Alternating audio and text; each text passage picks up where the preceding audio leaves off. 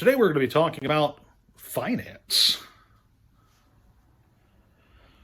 So, when you are buying and selling cards online, there is a relatively low cost to entry. You need a printer, some paper, cards. Obviously, you need your own inventory, whether it's singles or sealed product, and you need not much else. Some sleeves, some top loaders. It's pretty simple stuff. But when you want to take that next step, when you want to become a game store, when you want to become the LGS, suddenly those finances look very different and you are looking at a whole different beast. You know, to get started on buying and selling online, I think you only really need under $100. $100 plus some cards to sell, and you're good to go. But when you sit down and really think about the cost of running an LGS, the numbers add up quickly, and there are a lot of numbers. There's the cost of rent or the cost of the building if you're planning on buying it outright.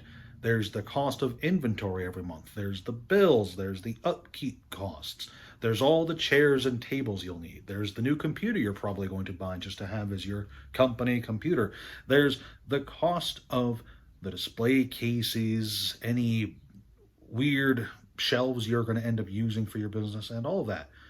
Food has a cost. Drinks have a cost. The snacks and the soda you stock. And there's all kinds of other stuff too. And something you learn really quickly when you are setting out and running your store for the first time is that you never have as much money as you need. And when I sat down and thought about opening my store for the first time, I thought I had enough money, and I was very wrong.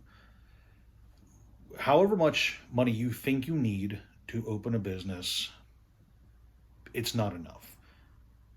There are going to be unexpected costs everywhere. Every single month is going to bring a new surprise, a new product release, a new bill that you were not expecting. And those costs add up quick. Now, I was very fortunate to have a good support base that was able to help me figure out my finances pretty quick. I was very fortunate to be getting into being an LGS in the right time, I want to say, where a lot went right for me that I kind of took for granted. And part of the reason I ended up stopping was because of finances. It got kind of overwhelming pretty quick when you're looking at the monthly cost of product to get in, how much space that product is taking up, the bills, the repair costs for chairs that some people end up breaking, and much more. That added up pretty quick. But again, I was very fortunate. A lot of stuff ended up going really, really well in the early months there, especially with Oath of the Gatewatch being a banger set for sales, and then the follow-up sets, Kaladesh, a few months later. Well, not a few months later. It was 9 months later was Kaladesh, but that ended up being amazing for me because people were buying those boxes up like they were crack. And yeah,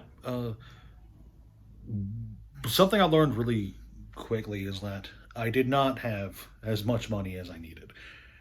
And that was a harsh lesson to learn.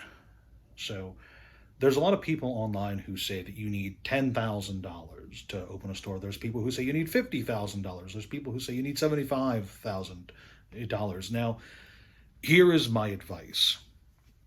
If you are looking to set up a brick and mortar location, if you want to become the LGS and become the place where everyone goes to play their card games and board games and whatever number you are thinking you need in terms of cash capital, double it.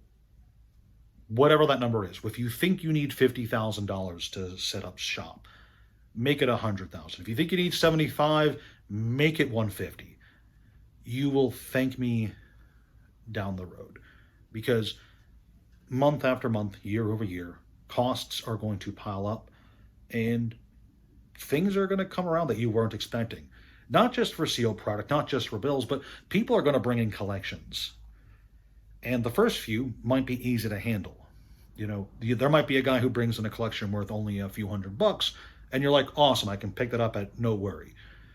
But then some guy's going to come in with this vintage Yu-Gi-Oh collection, and you are going to not have the 4K cash on hand that you'd need to pick up that collection. And what's going to happen is he's not going to come back. He's going to find someone else to buy his 4K Yu-Gi-Oh collection, and you're going to be sitting there without the 4K, 5K, 6K worth of Yu-Gi-Oh cards to add to your inventory, and you're going to be really sad about that.